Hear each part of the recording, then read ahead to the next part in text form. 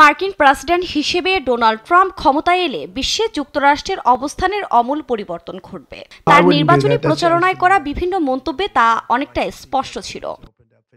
President পদে বসেই প্রতিশ্রুতি রক্ষায় নেমেছেন ট্রাম্প।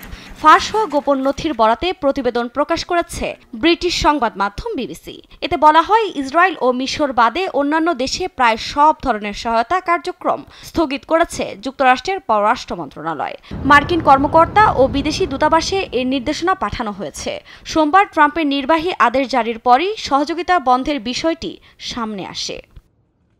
ফাঁস হওয়া নথি অনুযায়ী আগামী 90 দিনের জন্য সব মার্কিন বৈদেশিক সহায়তা কার্যক্রম সাময়িকভাবে বন্ধ থাকবে। প্রাথমিকভাবে যেসব সহযোগিতা স্থগিত করা হয়েছে সেগুলো বর্তমান পররাষ্ট্রনীতির সঙ্গে সামঞ্জস্যপূর্ণ কিনা তা খতিয়ে দেখা হচ্ছে। সরকারি তথ্য বলছে, 2023 সালে যুক্তরাষ্ট্র আন্তর্জাতিক সাহায্যের জন্য 68 বিলিয়ন মার্কিন ডলার খরচ করেছে, যা বিশ্বের সর্বোচ্চ। এর মধ্যে আফ্রিকার উন্নয়নশীল দেশগুলোতে HIV প্রতিরোধে যে অ্যান্টি রেট্রোভাইরাল ওষুধ কেনা হতো তাও স্থগিত হলো। তবে এই স্থগিতাদেশ জরুরি খাদ্য সহায়তার ক্ষেত্রে প্রযোজ্য নয়। এর আগে মার্কিন পররাষ্ট্রমন্ত্রী মার্কো রুবিও জানিয়েছেন, যুক্তরাষ্ট্রকে নিরাপদ, শক্তিশালী ও সমৃদ্ধ করে এমন খাতে শুধু ব্যয় করা উচিত।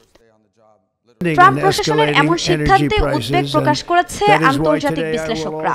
মার্কিন পররাষ্ট্র দফতরের সাবেক এক সিনিয়র কর্মকর্তার মতে, এই নোটিশ যুক্তরাষ্ট্রের অর্থায়নে বিদেশি সাহায্য কর্মসূচির ওপর বড় ধরনের প্রভাব ফেলতে পারে। বিশ্বজুড়ে মানবিক এবং উন্নয়ন সহায়তা কর্মসূচিগুলো স্থগিত হয়ে যাওয়ার আশঙ্কা তৈরি হয়েছে। এর আগে 2017 সালে বিতর্কিত দুটি তেল পাইপলাইনের নির্মাণের অনুমোদন দিয়েছিলেন ডোনাল্ড ট্রাম্প, যা পূর্বসূরি ওবামা প্রেসিডেন্সির নীতিগত অবস্থানের সম্পূর্ণ বিপরীত।